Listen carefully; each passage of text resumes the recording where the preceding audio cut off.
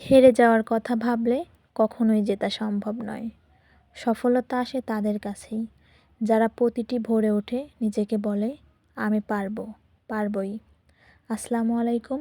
আপনারা সবাই কেমন আছেন? আশা করি অনেক বেশি ভালো আছেন। আজকে আমি আলোচনা করব কিভাবে একই প্রস্তুতিতে বিসিএস প্রিলিমিনারি ও রিটেন প্রস্তুতি নেওয়া যায়। বিসিএস প্রিলিমিনারি ও রিটেন পরীক্ষার সিলেবাসে প্রচুর সাদৃশ্য রয়েছে। লিখিত পরীক্ষা 900 নম্বরের মধ্যে 470 নম্বর প্রিলিমিনারি পরীক্ষার সিলেবাসের সাথে মিলে যায়। তাই একটু কৌশল অবলম্বন করে প্রিলিমিনারি পরীক্ষার প্রস্তুতি নিলে লিখিত পরীক্ষার প্রস্তুতি অর্ধেকের বেশি প্রিলিমিনারিতেই হয়ে যায়। কোন কোন টপিক সমূহে মিল রয়েছে সেইগুলো আলোচনা করি। বাংলা ভাষার মধ্যে রয়েছে প্রয়োগ, অপপ্রয়োগ, বানান ও বাক্যশুদ্ধি, বাক্য, ধ্বনি, সন্ধি, শব্দ, পদ, প্রত্যয়, উপসর্গ। বাংলা সাহিত্যের মধ্যে রয়েছে বাংলা সাহিত্যের প্রাচীন যুগ। প্রাচীন যুগের চর্যাপদ থেকে প্রতি বছরই বিসিএস প্রিলি ও রিটেনে প্রশ্ন আসে, তাই এটার উপর বেশি জোর দিতে হবে। মধ্যযুগ এবং আধুনিক যুগ।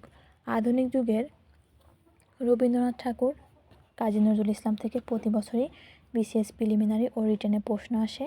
কাজী নজরুল ইসলাম, রবীন্দ্রনাথ ঠাকুর, চর্যাপদ, এই তিনটা সব থেকে বেশি জোর দিয়ে পড়তে হবে। তারপর আছে বিভিন্ন প্রকার পত্রপত্রিকা, গান। ইংলিশ ল্যাঙ্গুয়েজের মধ্যে আছে parts of speech, idiom and phrases, clause, correction, sentence, transformation, word meaning, synonym antonym, composition.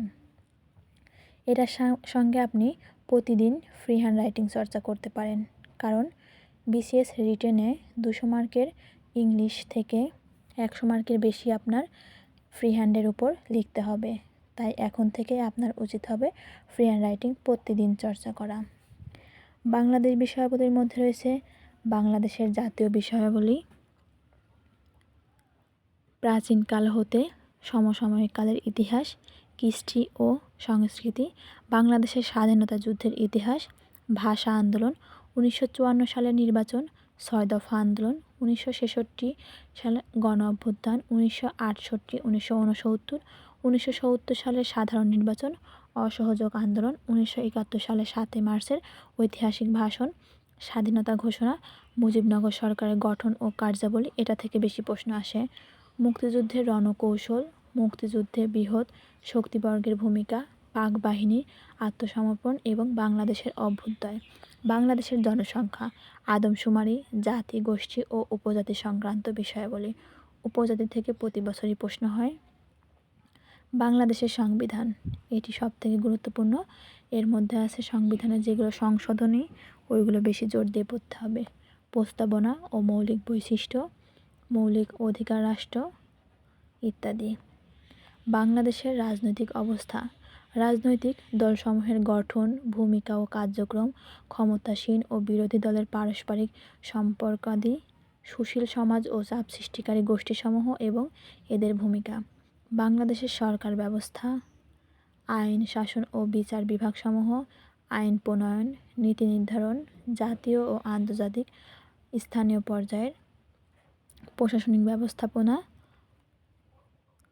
প্রশাসনিক পুনর্বিন্যাস ও সংস্কার। আন্তর্জাতিক বিষয়াবলীর মধ্যে রয়েছে বৈশ্বিক ইতিহাস, আঞ্চলিক ও ঐতিহাসিক ব্যবস্থাপনা, আন্তর্জাতিক ব্যবস্থা, ভূরাজনীতি, আন্তর্জাতিক নিরাপত্তা ও আন্তঃরাষ্ট্রীয় ক্ষমতা সম্পর্ক, বিশ্বের সাম্প্রতিক ও চলমান ঘটনাপ্রবাহ, আন্তর্জাতিক পরিবেশগত ইস্যু ও কূটনীতি, আন্তর্জাতিক গঠনসমূহ ও বৈশ্বিক অর্থনৈতিক প্রতিষ্ঠানাদি।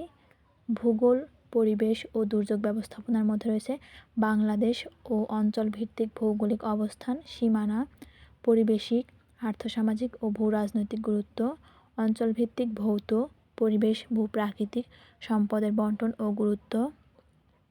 বাংলাদেশের পরিবেশ, প্রকৃতি ও সম্পদ, প্রধান চ্যালেঞ্জসমূহ, বাংলাদেশ ও বৈশ্বিক পরিবেশ পরিবর্তন, আবহাওয়া, জলবায়ু নিয়ামকসমূহ সেক্টর ভিত্তিক, যেমন অভিবাসন, কৃষি, শিল্প, মৎস্য ইত্যাদি। স্থানীয়, আঞ্চলিক ও বৈশ্বিক প্রভাব, প্রাকৃতিক দুর্যোগ ও ব্যবস্থাপনা, দুর্যোগের ধরন, প্রকৃতি ও ব্যবস্থাপনা। ভূগোল সাবজেক্টটা আপনারা বাংলাদেশ বিষয়াবলীর সাথে এক করে পড়তে পারেন। গাণিতিক যুক্তি, গাণিতিক যুক্তির প্রথমত আপনার রিটেন আঙ্গিকেই পড়াশোনা করা উচিত। রিটেনের অঙ্কগুলো করলে আপনার প্রিলিমিনারি অটোমেটিক হয়ে যাবে। গাণিতিক যুক্তির মধ্যে রয়েছে বাস্তব সংখ্যা, লসাগু, গসাগু, শতকরা, সরল ও যৌগিক মুনাফা, অনুপাত ও সমানুপাত, লাভ ও ক্ষতি, বীজগাণিতিক সূত্রাবলী, বহুপদী উৎপাদক, সরল ও দ্বিপদী সমীকরণ, সরল ও দ্বিপদী অসমতা, সরল সহসমীকরণ, সূচক ও লগারিদম, সমান্তর ও গুণোত্তর ধারা, সূচক, লগারিদম, এগুলো থেকে বেশি প্রশ্ন আসে, এগুলোর উপর বেশি জোর দিতে হবে। রেখা, কোণ, ত্রিভুজ ও চতুর্ভুজ সংক্রান্ত উপপাদ্য, পিথাগোরাসের উপপাদ্য, বৃত্ত সংক্রান্ত উপপাদ্য, পরিমিতি, সরল ক্ষেত্র ও ঘনবস্তু, সেট বিন্যাস ও পরিবেশ, সমাবেশ, সম্ভাব্যতা, পরিসংখ্যান। মানসিক দক্ষতা, ভাষাগত যৌক্তিক বিচার, সমস্যা সমাধান, বানান ও ভাষা, এগুলো বাংলা ইংলিশের আঙ্গিকে পড়বেন। যান্ত্রিক দক্ষতা, স্থানাঙ্ক সম্পর্ক, সংখ্যাগত। সাধারণ বিজ্ঞানের মধ্যে রয়েছে ভৌত বিজ্ঞান, জীববিজ্ঞান, আধুনিক বিজ্ঞান। তবে ভৌত বিজ্ঞান থেকে বেশি প্রশ্ন আসে, ভৌত বিজ্ঞানের উপর বেশি জোর দিয়ে পড়বেন। ভৌত বিজ্ঞানের মধ্যে রয়েছে অ্যাসিড, ক্ষার, লবণ, চৌম্বকত্ব, তরঙ্গ এবং শব্দ, আলোর প্রকৃতি, স্থির ও চলতরিৎ, ইলেকট্রনিক্স, শক্তির উৎস ও এর প্রয়োগ, নবায়নযোগ্য শক্তির উৎস, পারমাণবিক শক্তি, খনিজ সম্পদ, শক্তির রূপান্তর, জারণ বিজারণ, তড়িৎ কোষ, তড়িৎ চৌম্বক, ট্রান্সফর্মার, এক্স রে, তেজস্ক্রিয়তা। জীববিজ্ঞানের মধ্যে রয়েছে জেনেটিক্স, জীববৈচিত্র্য, রক্ত ও রক্ত সঞ্চালন, রক্তচাপ, হৃৎপিণ্ড, হৃদরোগ, স্নায়ু ও স্নায়ুরোগ, খাদ্য ও পুষ্টি, এটা থেকে বেশি প্রশ্ন আসে। ভিটামিন। আধুনিক বিজ্ঞান, আধুনিক বিজ্ঞানের মধ্যে রয়েছে বায়ুমণ্ডল, মানবদেহ, রোগের কারণ ও প্রতিকার, সংক্রামক রোগ, রোগ জীবাণুর জীবনধারা, মা ও শিশুর স্বাস্থ্য, ইমিউনাইজেশন এবং vaccination, HIV, AIDS, TB, polio. কম্পিউটারের মধ্যে রয়েছে কম্পিউটার পেরিফেরান্স, এর মধ্যে রয়েছে কম্পিউটার, কিবোর্ড, মাউস, OCR ইত্যাদি। কম্পিউটারের অঙ্গ সংগঠন, CPU, হার্ড ডিস্ক, ALU ইত্যাদি। কম্পিউটারের পারসংগতা, কম্পিউটারের পারফরমেন্স, ভৌগোলিক জীবনে কম্পিউটার, কৃষি, যোগাযোগ, শিক্ষা, স্বাস্থ্য, খেলাধুলা ইত্যাদি।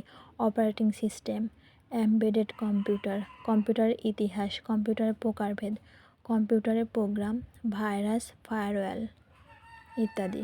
ডেটাবেস সিস্টেম, তথ্য প্রযুক্তির মধ্যে রয়েছে e-commerce, cellular data network, 2G, 3G, 4G, wimax ইত্যাদি।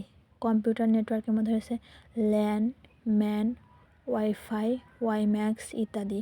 দৈনন্দিন জীবনে তথ্য প্রযুক্তির গুরুত্ব, ওয়ার্ল্ড ওয়াইড ওয়েব, ইন্টারনেট, নিত্য প্রয়োজনীয় কম্পিউটারিং প্রযুক্তি, ইমেল, ফ্লাক্স ইত্যাদি।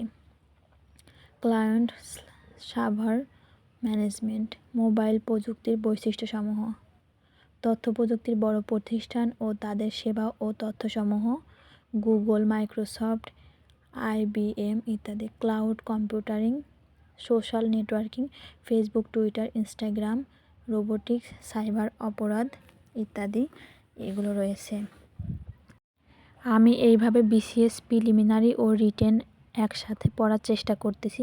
প্রতিটা সাবজেক্ট প্রথম থেকেই গুছিয়ে পড়াশোনা করার চেষ্টা করতেছি, কারণ গুছিয়ে পড়াশোনা না করলে পরীক্ষার আগে একসাথে 3-4টা সাবজেক্ট পড়ে কখনো কভার করা সম্ভব না। তাই যারা কৌশলীভাবে পড়াশোনা করে তারাই BCS প্রিলি বা রিটেনে টেকে।